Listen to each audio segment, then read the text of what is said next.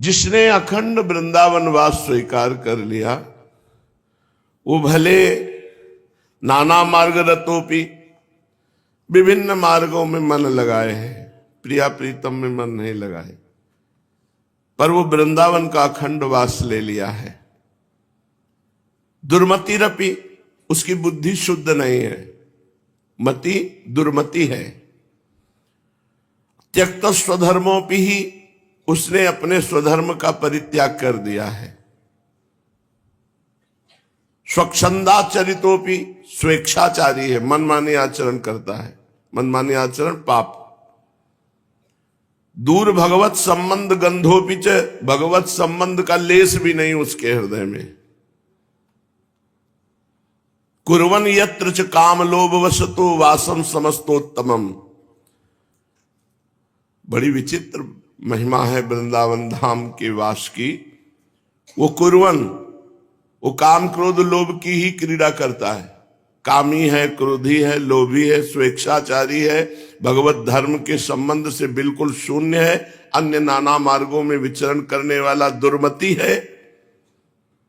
पर उसने वृंदावन का अखंड वास ले लिया तो कह रहे समस्तोत्तमम, मैं उसे सबसे उत्तम मानता हूं। श्रीपाद प्रबोधानंद जी कहते हैं, और उसे निश्चित यादेव रसात्मकम पद्महम, अर्थात श्री राधा दास की रसमयी स्थिति निश्चित प्राप्त होगी उसको। बड़े आश्चर्य की बात है। स्वेच्छाचारी है, पापी है, नीच है, कामी है, क्रोधी है, लोभी है, भगवत संबंध का लेस नहीं, सब धर्मों का त्याग किए हुए है, पर उसने अखंड वृंदावन वास स्वीकार कर लिया है।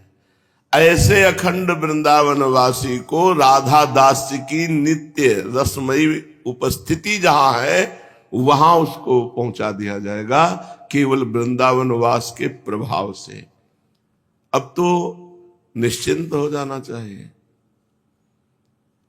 अरे अपने माना कि उस कोटि के नहीं है, पर 10-20 बार तो राधा राधा लेते ही होंगे नाम, 2-4 पद पढ़ लेते हैं, पढ़े रहते हैं, रज में उनका जूठन पाते हैं। ऐसे को राधा दास की प्राप्ति हो जाएगी तो अपने काहे को चिंता करते हैं। वृंदावन ने स्वीकार कर लिया है, वृंदावन ने स्वीकार कर लिया। हमने तो जो स्वीकार किया तो स्वीकार ही किया, लेकिन हमें वृंदावन ने स्वीकार कर लिया। अब वृंदावन हमें राधा दास से अवश्य प्रदान करेगा। श्री सीताराम ओंकारनाथ दास जी महाराज बहुत सुंदर महिमा का वर्णन करते हैं।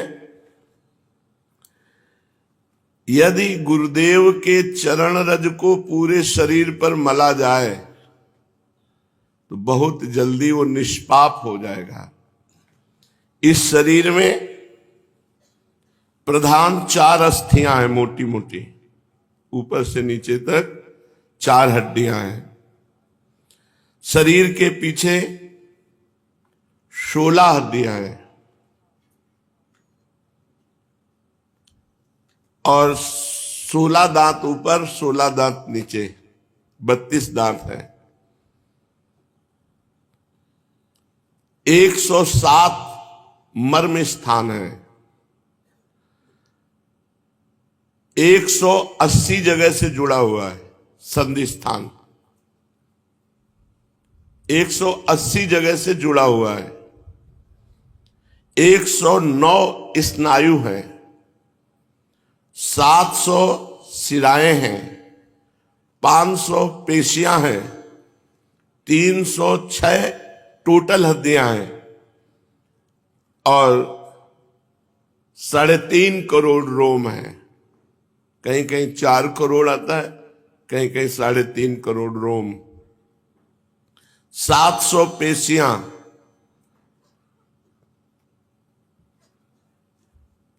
8 पल रस,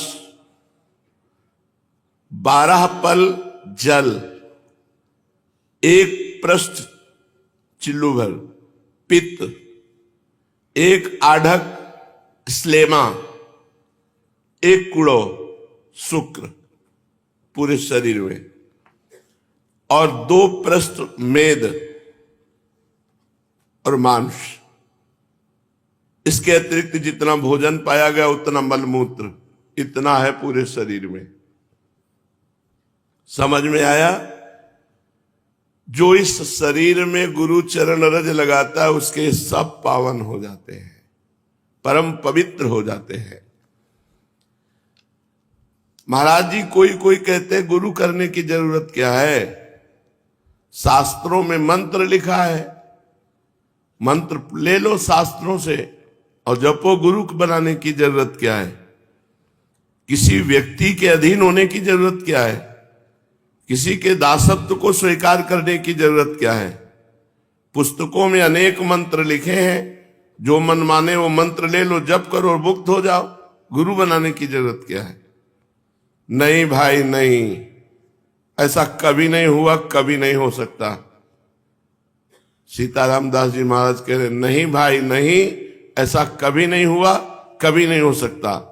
गुरुम विनायस्तु मूढ़ पुस्तकादि विलोकनात् जप बंध समाप्नोति किल विषम परमेश्वरी। न माता न पिता भ्राता तस्य को वा गति प्रिय गुरुरेक वरारोहे पाप नाशति क्षणात् अतएव प्रयत्नेन गुरु कर्तव्य उत्तमः। हे महेश्वरी, जो मूढ़ व्यक्ति बिना गुरु के श्रीमुख से निकले हुए नाम मंत्र को जपता है पुस्तक आदि देख करके, वो पापी कभी पाप निर्मुक्त होकर मोक्ष को प्राप्त नहीं हो सकता। क्योंकि माता पिता भाई बंधु कोई भी सदगति नहीं करा सकते, एकमात्र गुरु के श्रीमुख से निकला हुआ नाम, एकमात्र गुरु के श्रीमुख से निकला हुआ मंत्र। हे महादेवी, एकमात्र गुरु ही ऐसे हैं जिनके चरणों का आश्रय लेने से सब पाप नष्ट हो जाते हैं और भगवत प्राप्ति हो जाती है। अन्य तंत्रों की साधना, मंत्रों की साधना और गुरु बनाया नहीं तो कभी वो साधक अध्यात्म की उन्नति को प्राप्त नहीं हो सकता, वो अधिकारी ही नहीं है मोक्ष का। गोस्वामी तुलसीदास जी ने इसी भाव को लिखा है, चाहे शिव बिरंची सम होई गुरु बिन भवनिधि तरय न कोई। चाहे भगवान शंकर और ब्रह्मा के समान हो, बिना गुरुदेव का वर्ण किए वो परम पद को प्राप्त नहीं हो सकता। एक ब्रजवासी आए थे, उन्होंने कहा कि हमें एक छोटी सी शंका है, आप निवारण कर दीजिए। भगवान ने कहा है ब्रजवासी जीवन मेरे प्राण, तो जब हम भगवान के प्राण हैं तो हमें गुरु बनाने की जरूरत क्या है? जगत गुरु ब्राह्मण, ब्राह्मण गुरु सन्यासी, सन्यासी गुरु अविनाशी, अविनाशी गुरु ब्रजवासी, मुझे गुरु बनाने की जरूरत क्या है?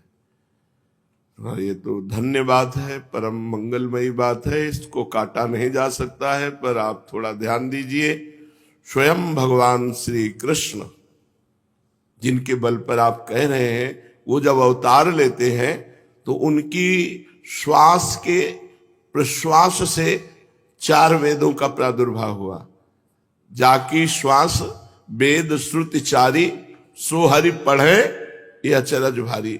स्वयं संदीपनी जी को गुरु बना करके भगवान श्री कृष्ण अध्ययन कर रहे हैं, स्वयं वशिष्ठ जी को गुरु बनाकर भगवान श्री राम अध्ययन कर रहे हैं। तो मुझे लगता है कि जब भगवान स्वयं अवतार लेकर के गुरु का वर्ण करते हैं तो हम लोग भगवान के घर परिवार सुहृद संबंधी, भाव संबंधी जो भी है, हमें गुरु का वर्ण करना ही चाहिए।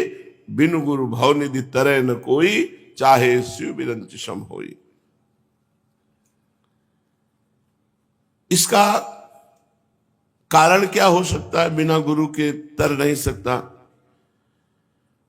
क्योंकि सिद्ध मंत्र गुरुदेव जागृत करके देते हैं और अपनी शक्ति उसमें प्रदान करते हैं और अहंकार का नाश होता है, क्योंकि उसे हर समय गुरु कृपा नजर आती है।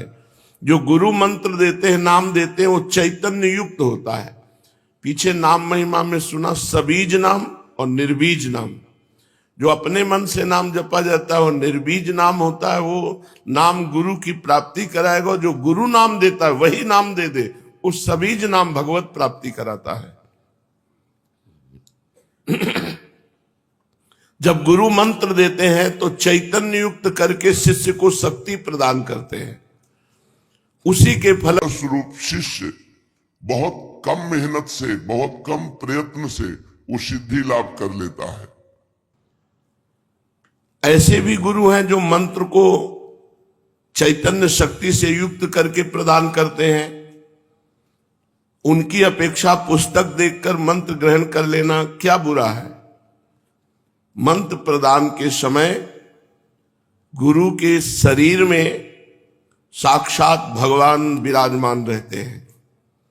इसी कारण गुरु के मुख से जब मंत्र निकलता है तो एक एक अक्षर चैतन्य घन हो जाता है, और जब शिष्य उसका अनुष्ठान करता है मंत्र का तो बहुत जल्दी वो सिद्ध हो जाता है। जिसका जो अभिमत होता है मंत्र वही उसे प्रदान कर देता है। देखो, ध्रुव जी ने 6 महीने में भगवत प्राप्ति की। इसका विशेष कारण गुरु नारद जी ने मंत्र दिया और गुरु नारद जी ने उपासना पद्धति बताई। देखो, हम तुम्हें नामदेव जी की कथा सुनाते हैं। जन्मांतर में नामदेव जी ने बहुत भजन किया था पूर्व में, तो बाल्यावस्था से भगवान के नाम में और रूप में बड़ी आसक्ति थी नामदेव जी की, स्वाभाविक। नामदेव जी का नाम पर अटल विश्वास था। बाल्यकाल से ही सर्वदा वो विठ्ठल विठ्ठल विठ्ठल, जय राम कृष्ण हरि, जय राम कृष्ण हरि, ऐसा जपते रहते थे नामदेव जी। उनकी जिह्वा निरंतर राम कृष्ण हरि विठ्ठला विठ्ठला विठ्ठला। बाल्यावस्था में उनके सरल विश्वास और व्याकुलता पूर्वक आवाहन से ठाकुर जी मूर्ति में नहीं टिक पाए, साक्षात प्रकट हो गए। एक बार ये अपने नाना जी के पास रहते थे। इनका प्रादुर्भाव भी किसी पुरुष से नहीं हुआ, माता का गर्भ रहा और आप प्रकट हो गए। पूर्व जन्म के कोई बहुत बड़े भजनानंदी महापुरुष थे। इनकी माता जी बाल्यकाल में अपने पिता से अर्थात नामदेव जी के नाना से पूछा कि मेरा पति कौन है, तो उन्होंने ठाकुर जी को बताया, ठाकुर जी आपके पति है। तो बाल्यावस्था से उन्होंने दृढ़ निश्चय करके वैसे ही व्यवहार जैसे एक नवकिशोर पुरुष से किया जाता है, वैसे ही ठाकुर जी पर दृष्टि रखना, और वो दृष्टि माधुर्य भाव से रखना, श्रृंगार भाव से, कांता भाव, प्रभु मेरे पति हैं। जब ये नवयुवती हुई तब इन्होंने प्रभु से कहा कि मेरी मांग है कि मेरे संतान हो अब आपसे, जब आप हमारे पति हो तो आप हमारे संतान प्रदान करें। तो अनंत ब्रह्मांड जिनके संकल्प से प्रकट हुए, उन्हीं भगवान के संकल्प से नामदेव जी महाराज गर्भ में आ गए। अब जब गर्भ बढ़ने लगा तो आपस में लोगों की चर्चा होने लगी, देखो सयानी लड़की का ब्याह न हो करने से यही दुर्गति होती है। ये चर्चा नामदेव जी के नाना के कान में पड़ी। अभी नामदेव जी गर्भ में ही थे। उन्होंने बेटी को बुलाया और कहा, ऐसा तो हम कभी नहीं सोच सकते थे कि हम इतने महाभागवत ठाकुर जी की सेवा परायण, बच्चापन से तुम्हें धर्म की शिक्षा दी, तुम गर्भ कैसे धारण कर लिए, कौन है तुम्हारा पति? तो उनका, पिताजी आप नाराज मत होइए, जिनको आपने पति बनाया कि ये तुम्हारे पति हैं, उनके सिवा आज तक मैंने किसी को देखा नहीं, किसी को छुआ नहीं। ये गर्भ मैं भगवान को साक्षी करके कहती हूं कि भगवान का ही है, इन्हीं का दिया हुआ है। बड़े प्रसन्न हुए, बोले अब मुझे किसी की परवाह नहीं कि कौन क्या करता है। तब नामदेव जी प्रकट हुए, बचपन से ही विठ्ठला विठ्ठला विठ्ठला। अब नामदेव जी जैसे जैसे होश में आने लगे तो नाना जी को सेवा करते देखते ठाकुर जी की, श्याम सुंदर की। उनके भी मन में आता, छोटे बच्चे थे, नाना जी मैं भोग लगाऊं, नाना जी मैं ठाकुर जी को स्नान कराऊं। तो उन्होंने कहा जब हम किसी कार्य से बाहर जाएंगे तब तुम्हें सेवा दे देंगे, अभी तुम बहुत छोटे हो। थोड़ी देर में फिर आते, नाना जी देखो मैं बड़ा हो गया। बोले एक दिन में थोड़ी बड़ा हो जाता है, अभी थोड़ा और समय लगे।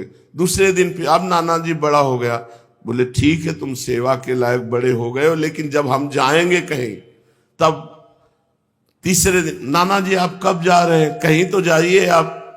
तो उनको ठाकुर सेवा के निमित्त से कुछ सामान लाने के लिए जाना था। तो कहा देखो बच्चापन मत करना, हमारे ठाकुर जी भूखे ना रह जाए, उनको दूध पिलाओ, भोग सामग्री। बहुत प्यार से ठाकुर सेवा की जाती है। अरे भोग रख दिया, पर्दा लगा दिया, ऐसे नहीं हमारे यहाँ किया जाता।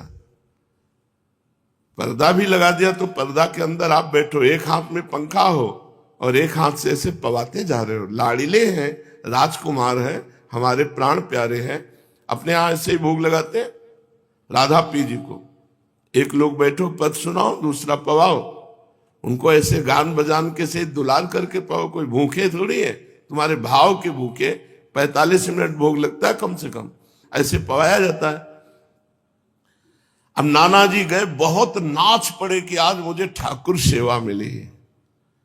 अब नामदेव जी ने जैसे नाना जी भोग पधराते थे पधराया, और इसके बाद वो पर्दा लगा के अंदर हो जाते थे, वो तो देख नहीं पाते थे।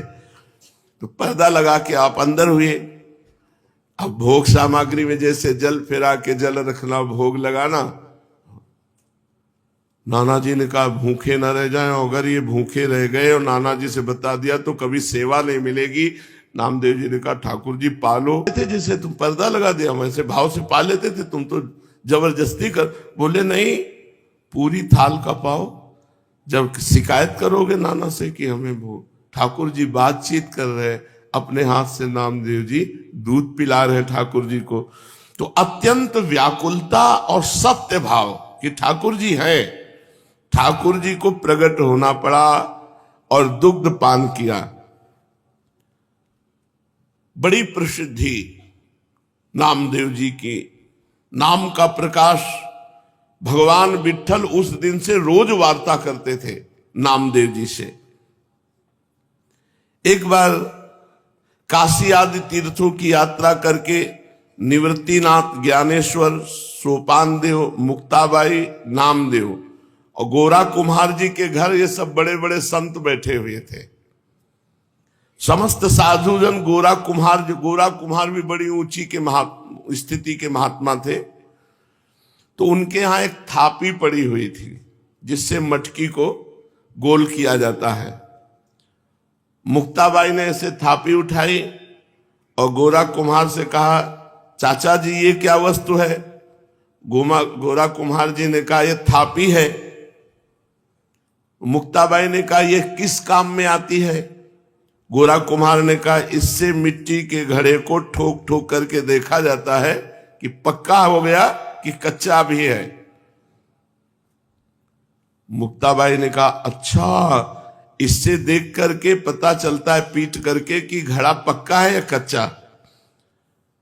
तो मैं देखूं घड़ा पक्का है कि कच्चा। तो उनका देख लो। उन्होंने समझा घड़े की बात। उन्होंने ज्ञानदेव, सोपान देव, एकनाथ जी, बड़े बड़े भक्त जो बैठे थे सब कैसे थापी मारी। कोई नहीं बोला। जब नामदेव जी के थापी मारी तो उन्होंने कहा ये क्या है, ये क्या खिलवाड़ कर रहे, सर पे थापी मार। बोले चाचा ये घड़ा कच्चा है। ये बोल पड़ा ये घड़ा कच्चा है। तो सब संत हंस दिए और गोरा कुम्हार जी भी हंस दिए और कहा अच्छी बात है, कच्चे हैं नामदेव। गोरा कुम्हार ने जब कहा कि हां कच्चा, तो नामदेव जी को बड़ा सकुच लगा, एक अपमान जैसा प्रतीत हुआ और वे क्रुद्ध हो गए। उन्होंने कहा दोबारा थापी हमारे माथे पे मत मार देना। और सब लोगों ने हमें कच्चा क्यों कहा। यह अन्यायपूर्ण क्रिया साधु होकर के ऐसा थोड़ी किया जाता है। नामदेव जी ने कहा, गोरा कुमार और अन्य साधुओं के मस्तक पर जब थापी थप थप करके लगी तो किसी ने नहीं बोला, लेकिन नामदेव जी को गुस्सा आ गया और नामदेव जी ने ऐसा बोला। गोरा कुमार जी ने कहा, यह कच्चा घड़ा पक्का है, मतलब इसमें संशय नहीं है, नामदेव जी कच्चे साधु हैं। अब उनको और सब संतों के बीच में ऐसा जब कहा तो हृदय में बड़ा चुभा। नामदेव, बुरा मत मानना, तुम भक्त अवश्य हो, इसमें कोई संशय नहीं, पर अभी तुम्हारे अभिमान को कोई चोट नहीं पहुंचाया, अभी तुम्हारा अभिमान सुरक्षित है, इसलिए तुम कच्चे साधु हो। ठाकुर जी के पास वो एकांत में गए विट्ठल भगवान से, और विट्ठल भगवान से कहा कि सब लोग हमको कच्चा कह रहे हैं, तो मैं कहां से कच्चा हूं? कह रहे तुम्हारे अंदर अभिमान है। हमने वहां सभा में पूछा कि तुम कैसे कह सकते हो मैं कच्चा हूं? तो हमें जब भगवान साक्षात हमसे बात करते हैं तो कच्चा कैसे? तो उन्होंने कहा तुम निगूढ़ा हो, तुमने अभी तक गुरु नहीं बनाया, इसलिए तुम कच्चे हो। तो मैं आपसे ये पूछ रहा हूं कि गुरु का कार्य क्या होता है? आपसे मिला देना हो, आप रोज हमसे बात करते हो, तो हमें गुरु की क्या आवश्यकता है? नामदेव जी ने कहा।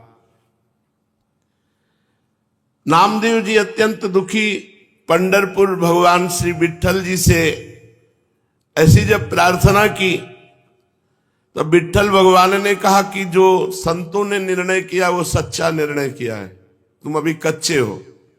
अब तो और जलन पैदा हो गई, अभी तक तो संत कह रहे थे, अब भगवंत भी कह रहे हैं, तो प्रभु बताओ मैं पक्का कब होऊंगा? क्योंकि मैंने आपके सिवा किसी को कुछ नहीं माना, आप ही सब कुछ हमारे हो। देखो, जब तक तुम गुरु को स्वीकार नहीं करोगे तब तक तुम चाहे हमारे गले लगो, हमसे बात करो, हमारे संग खेलो, तो भी तुम कच्चे ही रहोगे। हम तुम्हारे साथ सदैव रहते हैं, किंतु इस पर भी तुम्हें किसी मनुष्य देहधारी पुरुष को गुरु रूप स्वीकार करके उसके सम्मुख साष्टांग दंडवत होकर उसकी शिक्षा ग्रहण किए बिना तुम पक्के साधु नहीं हो सकते।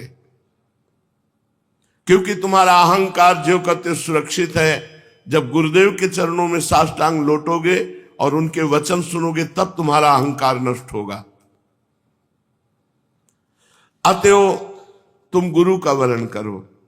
तो नामदेव जी ने कहा कि प्रभु मैं कहां गुरु खोजूं, किसको गुरु बनाऊं?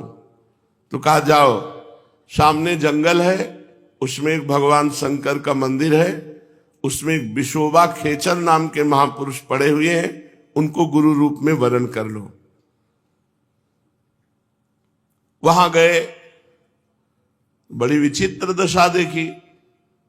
वो बड़े अवधूत कोटि के महापुरुष भगवान शंकर के पिंड पर जो चिन्ह है शिवलिंग, उस पे तो पैर रखे हुए हैं और डेहरी पे सर रखे हुए आराम से सो रहे हैं। नामदेव जी गए, उन्होंने कहा कि इनको क्या गुरु बनाए, ये तो साधारण वैष्णव धर्म को भी नहीं जानते हैं, शिवलिंग पर पैर रखे हैं और डेहरी पर सिर रखे हैं। कहा महात्मा शिव जी से पैर हटाइए। तो आंख खोल के देखा और कहा बेटा जहां शिव न हो वहां पैर रख दो। इस बात को वो समझ नहीं पाए कि कण कण शिव स्वरूप है, कोई ऐसा कण नहीं जहां शिव ना हो। उन्होंने पैर पकड़ा और हटाया, जे ही हटाया तो वहां दूसरा शिवलिंग, जिधर हटाते उधर शिवलिंग, क्योंकि सिद्ध महापुरुष ओहो चरणों में गिर गए। कहा बेटा कोई कण ऐसा नहीं जहां भगवान ना हो। बस नामदेव जी के हृदय में ये बात बैठ गई, कोई कण ऐसा नहीं है जहां भगवान नहीं, सर्वत्र भगवान है। नामदेव जी को उपदेश दिया।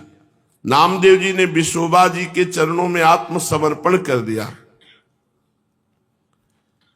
नामदेव जी विट्ठल भगवान को केवल मंदिर में ही मानते थे। एक दिन एक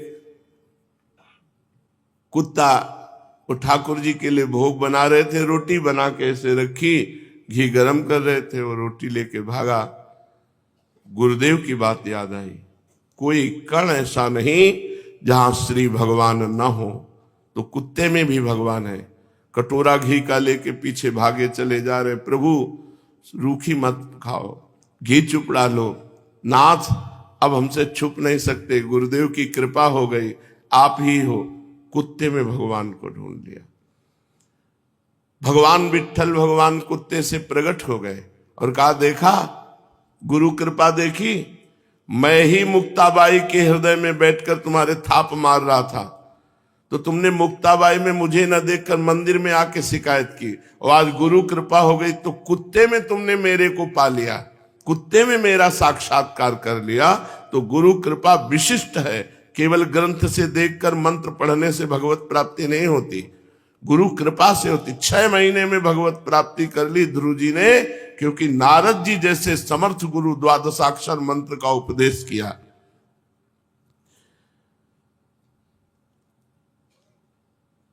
पांडुरंगा के आदेश से नामदेव जी सिद्ध महापुरुष हो गए, सर्वत्र भगवान का। एक बार भूत प्रकट हुआ तो उसमें कहा, जय हो लंबकनाथ, बहुत लंबा चौड़ा भूत, उसमें विट्ठल भगवान को देख लिया। नामदेव जी के निरंतर अश्रु चलता रहता और गुरु प्रताप से सर्वत्र भगवान का साक्षात्कार करते। अचित चित ईश्वर, चेतन अचेतन सब कुछ भगवान है, ऐसा नामदेव जी को दर्शन होने लगा।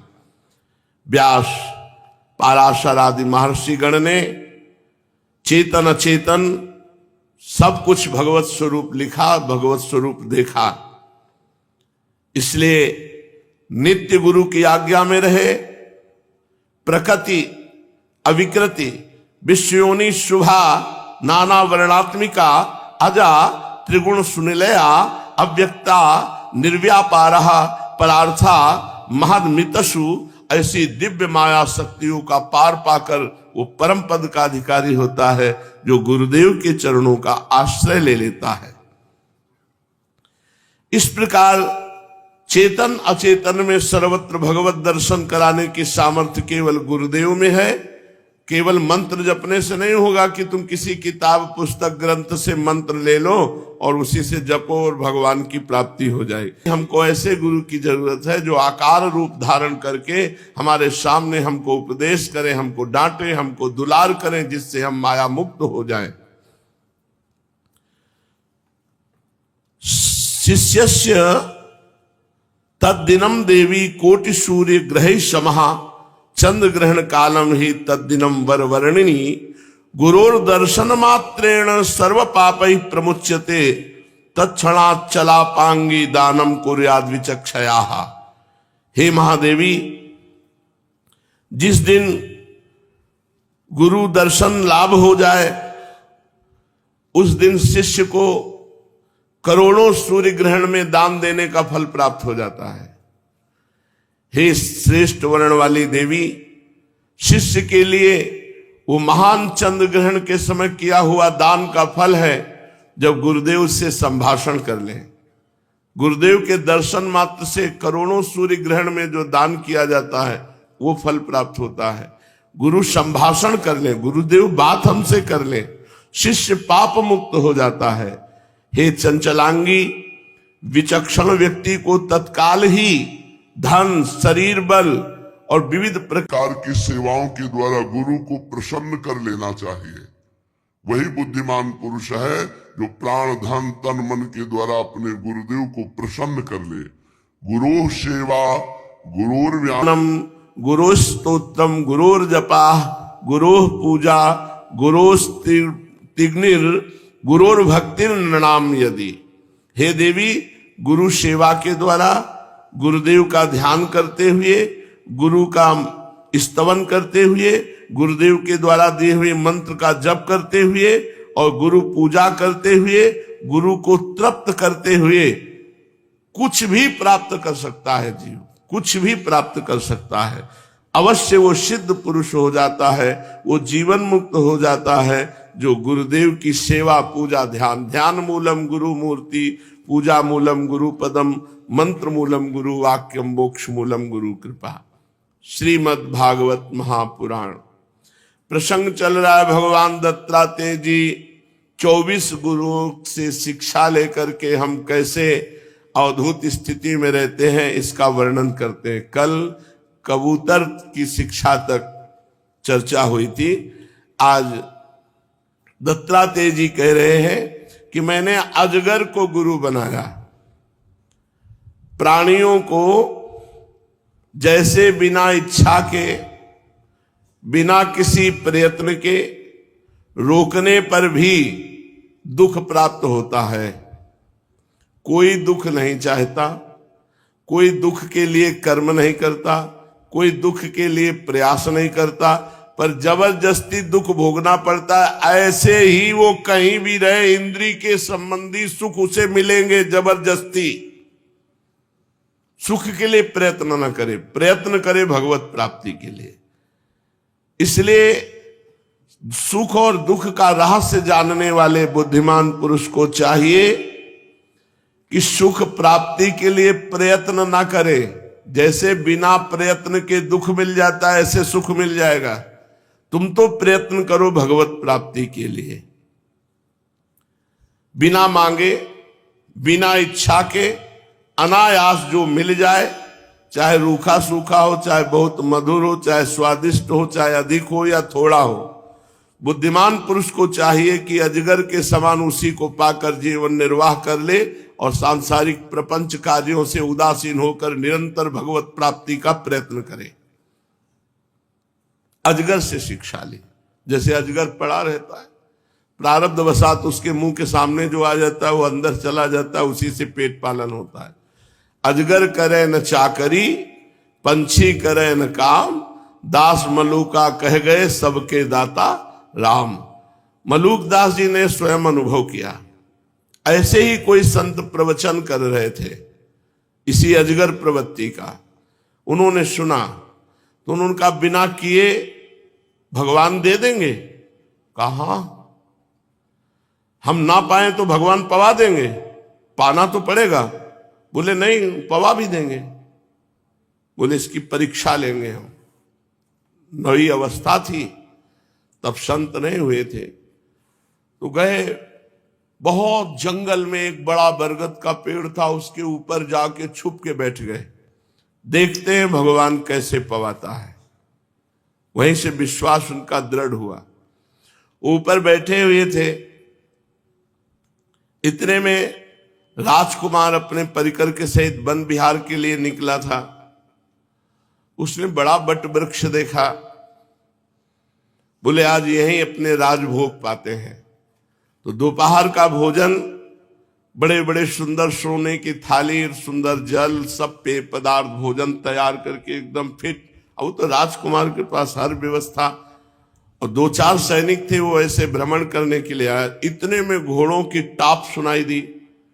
तो देखा तो सैनिकों ने कहा कि महाराज ये तो दस्यु लोग हैं, डकैत लोग हैं, चोर लोग हैं। तो बोले अपने पास ज्यादा सैनिक नहीं, चलो भाग चलते हैं। तो वो ऐसे ही भोजन छोड़कर वो भाग गए। वो चोर लोग वहां आए, डकैत लोग। उन्होंने देखा सुंदर थाली सजी हुई भोजन की। बोले अच्छा, हमको मारने के लिए वो भोजन लगाकर गायब हो गए हैं, लेकिन उनमें कोई तो होगा जो ये देखने के लिए होगा कि हम लोग भोजन कैसे पाते हो, फिर तड़प तड़प के मरते हैं। खोजो उसको जिसने भोजन लगाया, जबरदस्ती उसको पवाओ।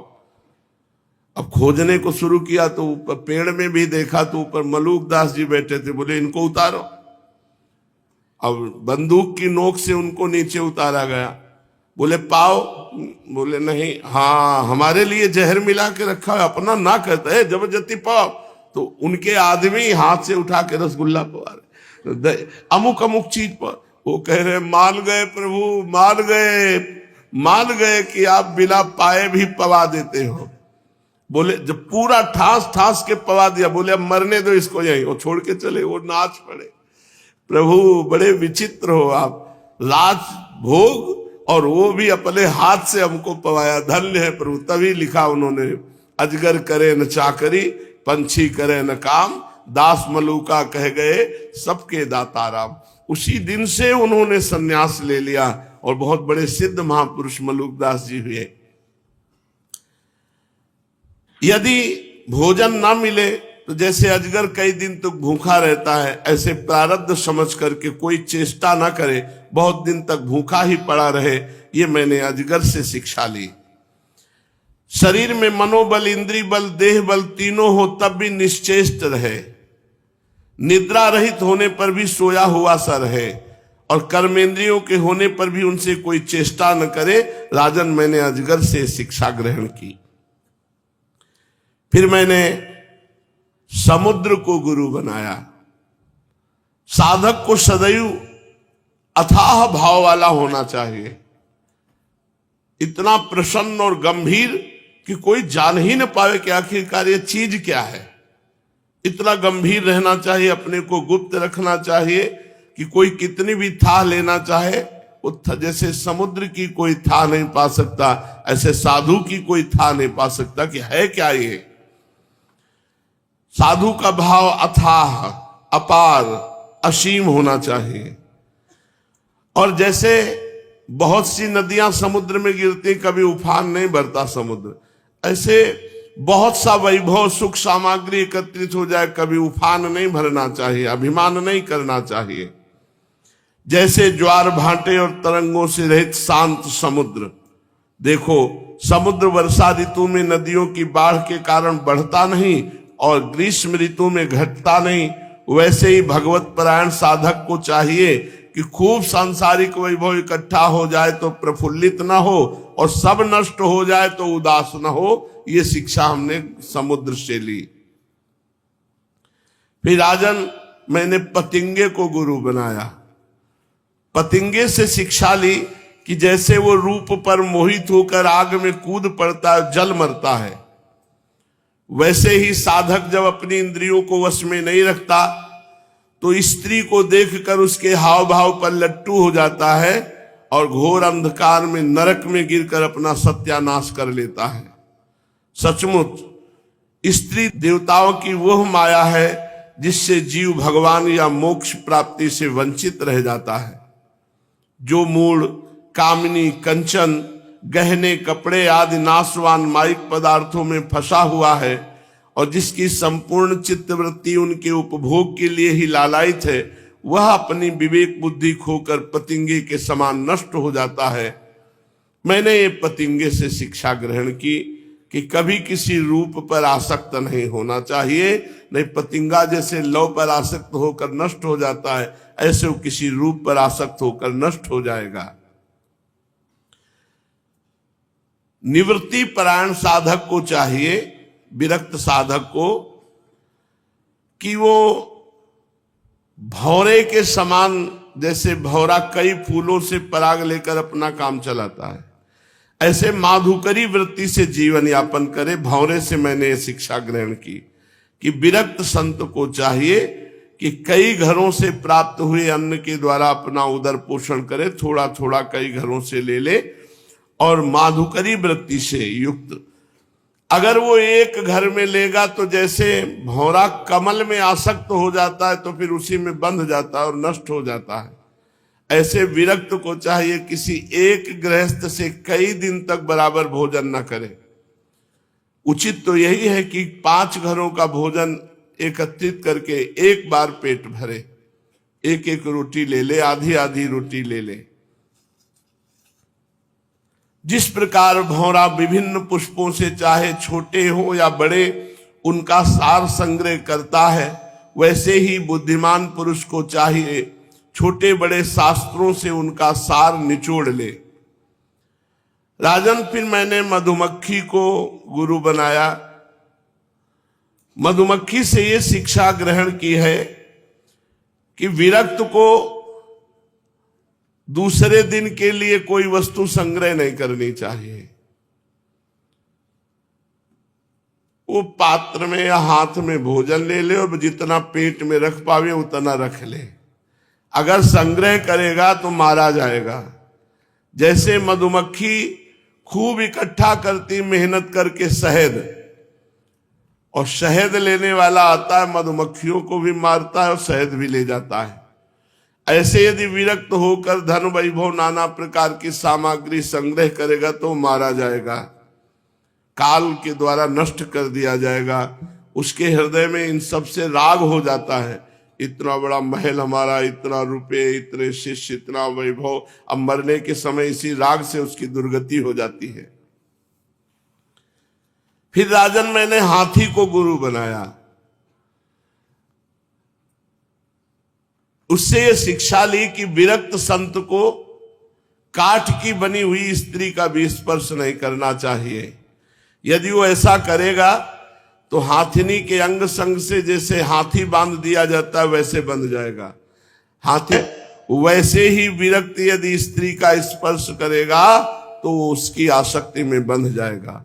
विवेकी पुरुष को चाहिए, जो निवृत्ति परायण है, वो स्त्री को कभी भी भोग रूप से स्वीकार न करे, क्योंकि यह उनकी मूर्तिमती मृत्यु है। यदि वो स्वीकार करेगा तो हाथियों से हाथी की तरह अधिक बलवान अन्य पुरुषों के द्वारा मारा जाएगा। फिर मैंने मधुहारी को गुरु बनाया, शहद निकालने वाले पुरुष को।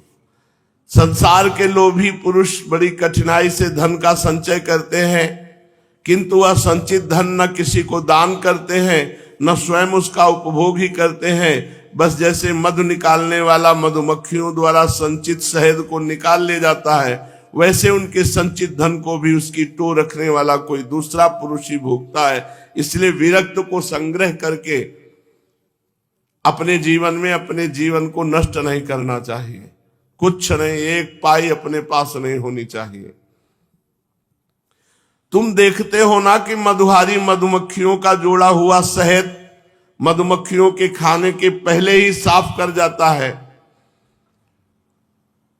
इसलिए हमने मधुमक्खी का शहद निकालने वाले से शिक्षा ली कि सन्यासी को कुछ भी, विरक्त को कुछ भी संग्रह परिग्रह नहीं रखना चाहिए। मैंने हरिण से सीखा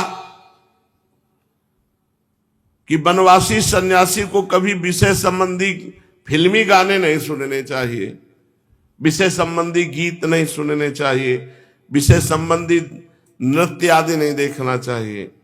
हरिण से मैंने ये सीखा कि जैसे बहेलिया वीणा की तान छोड़ता है, उस वीणा नाद से प्रभावित होकर सब हिरन नजदीक आ जाते हैं, बहेलिया बाण मार करके हिरणों को घायल करके अपने अधीन कर लेता है।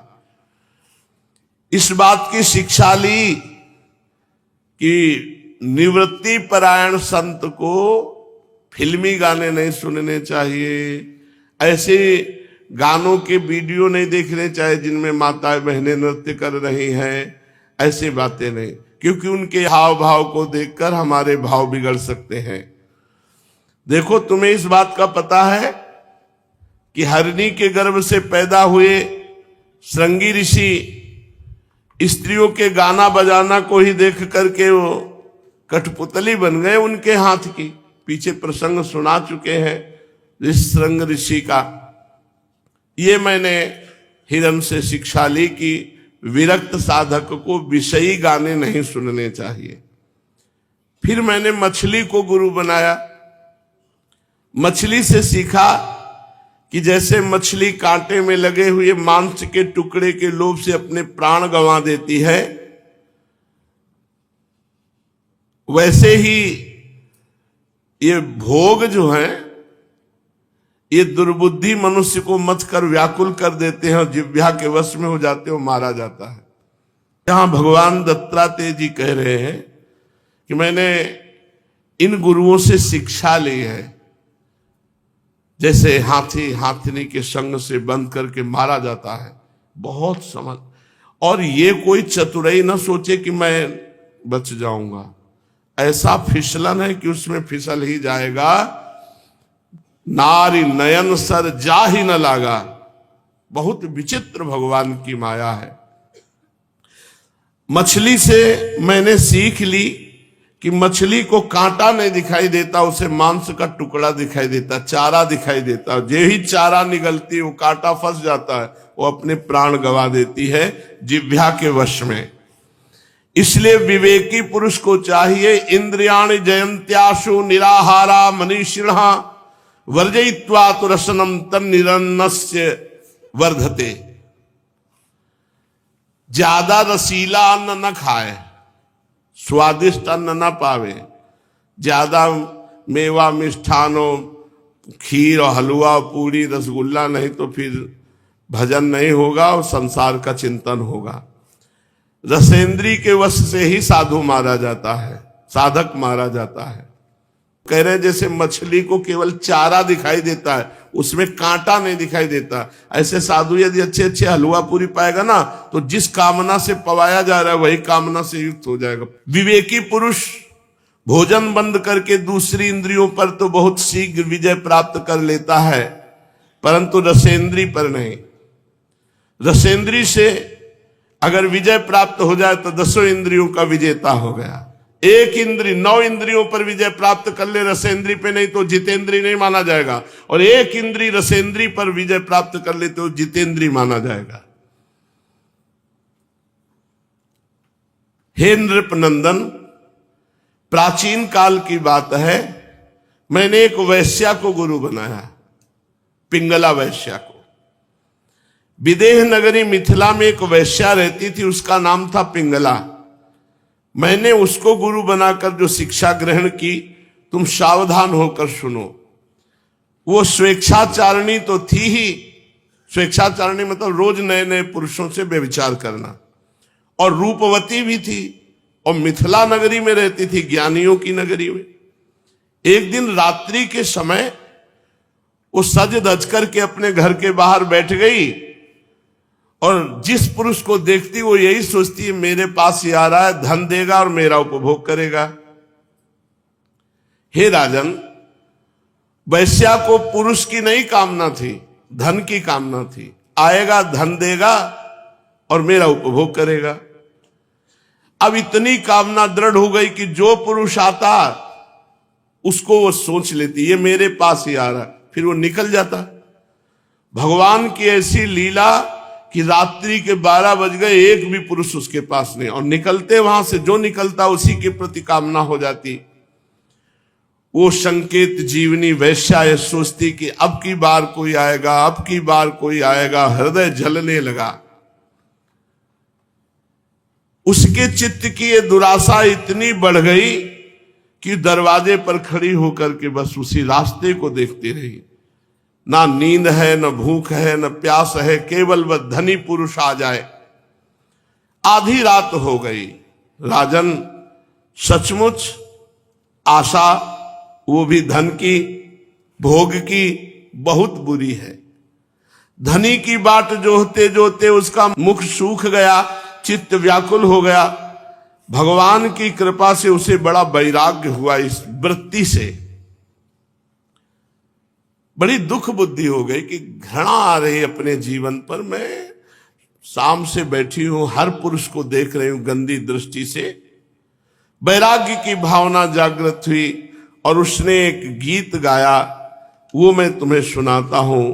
राजन, मनुष्य आशा की फांसी पर लटक रहा है। इसको तलवार की तरह काटने वाली यदि कोई वस्तु है तो केवल वैराग्य है। प्रिय राजन, जिसे वैराग्य नहीं हुआ, जो इन बखेड़ों से उबा नहीं, वह शरीर और इसके बंधन से उसी प्रकार मुक्त होना नहीं चाहता जैसे अज्ञानी पुरुष ममता छोड़ने की इच्छा भी नहीं कर सकता।